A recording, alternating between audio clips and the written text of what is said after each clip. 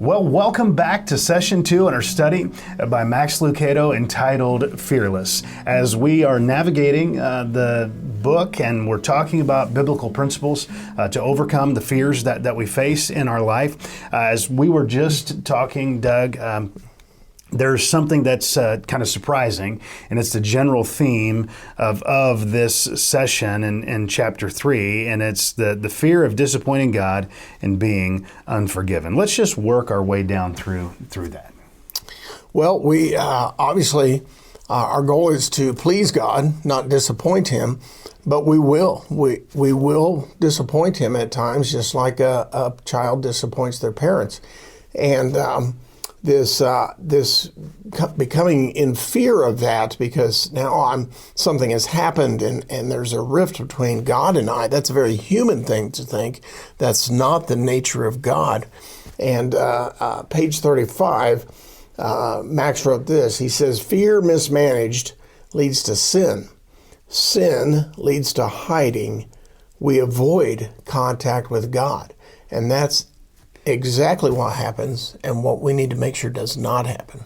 So I think, and we need to realize that's like a natural response, because where does that first show up?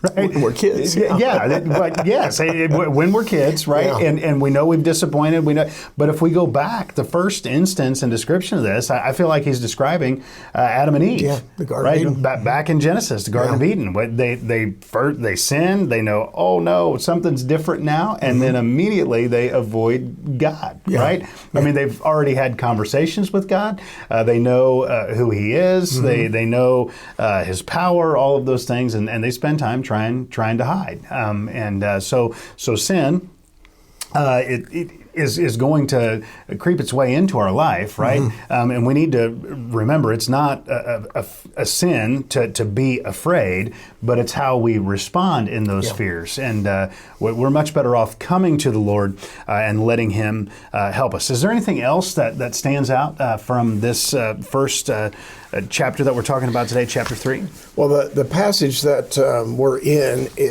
comes from Matthew chapter 9, and it's the story of the paralytic man who had some friends who took him to where Jesus was, and they couldn't get in the house. It was too crowded, so they tore a hole in the roof and dropped him through the roof. So whoever owned the house was having a bad day, but the paralytic man had a great day.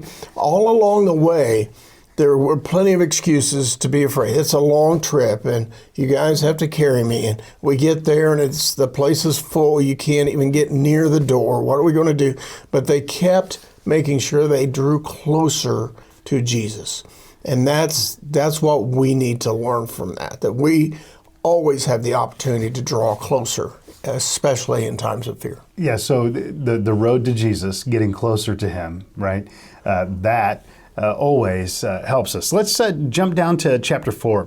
A general theme is worry about running out of resources.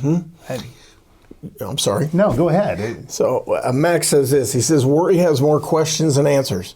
And man, that's the truth. It always has more questions than answers. More work than energy, and thinks often about giving up.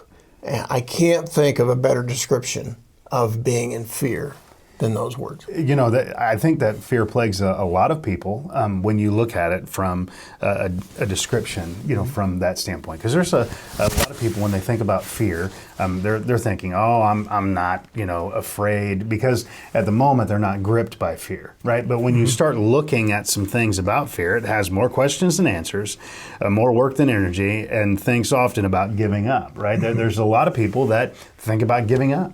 Right? Oh, sure. And that can be a sign of some aspects of fear in our life, and that's what's being said in that. I think one of my favorite ones is really simple, and it's on page 45, and it's a wealth of wisdom.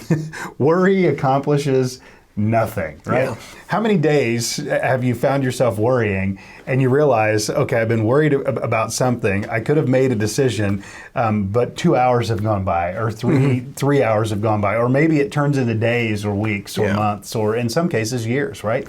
People want to try something. They want to start serving. They want to get involved in the church or in their relationship with Christ, and fear, worry holds them back. Yeah, too many days to be counted is what I would say in my regard. I recall back when Joette and I were first becoming serious church members and serious about raising our family in church and being involved. The idea of giving was something I struggled with because we didn't have much money, we weren't making much, and of course with small kids there's always something going wrong.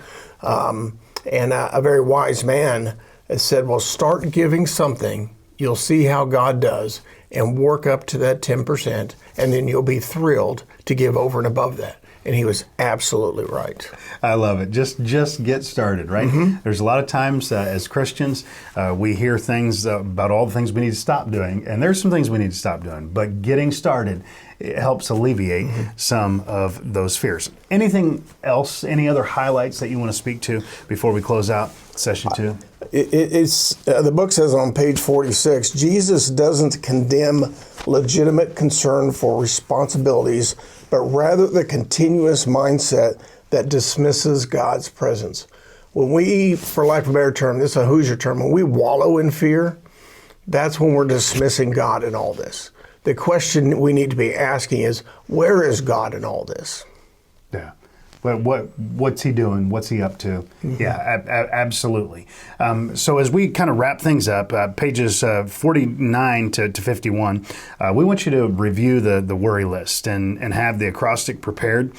Maybe you can send that home with your group, or just draw their attention to that and be able to review a worry list. And in the process of reviewing a worry list, again, you're reviewing the things that God has done. Well, as you get ready to discuss and spend some time in this session and those chapters, we're praying for you, and we want you to know that it is possible to live a life that's fearless, not because of how good we are or how much we know, but because of how good God is and how faithful He is. So let's get discussing this session and the topics that are contained therein.